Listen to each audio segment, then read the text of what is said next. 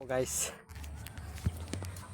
magandang hapon guys. Dito po ako guys sa ang palayan ko guys, katabas ko guys. Wala kasi magkamera sa akin. So, lang ito guys. Magandang hapon guys. Kuan na ito. Dahil noong isang araw ko kasi ginamasan to. Kailangan mo talaga tabasin. Ang pala ito guys, kuan na ito guys, paket na sa balag. Kaya sawaan ko magamas, tabas-tabas na. Dahil isang linggo lang ang tabas mo Diyan na naman guys ang kuan guys. Ang magsasaka tiyagaan talaga, sabi nga nila. Ang gulay ay patyagaan. Tiyagaan talaga ang gulay guys. Pag wala kang tiyaga sa gulay, wala.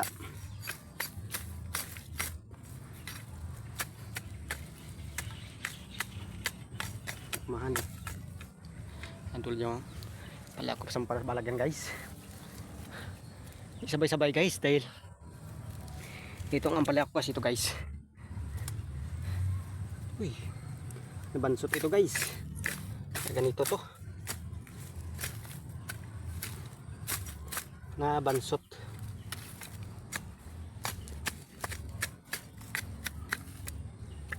Tsaga-tsaga lang talaga.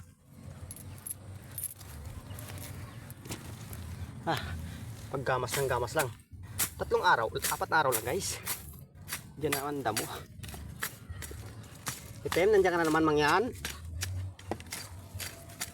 Ay! Si mangyan ko guys, mangyan Mangyan. Sa taat ko muna niya mangyan. Yung tanim natin, baka matanggal. Ito ang bantay ko dito guys sa garden guys. Si mangyan guys. Mangyan kasi ito guys. Saway baga. Tanim natin. Kapo-apo guys. Init ba guys?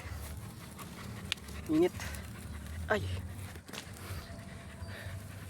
gamas ako na tabas-tabas ko sa mabilis kasi tabas-tabas guys, di tulad ng gamas putulin lang para di ba kasi magaba ang damo.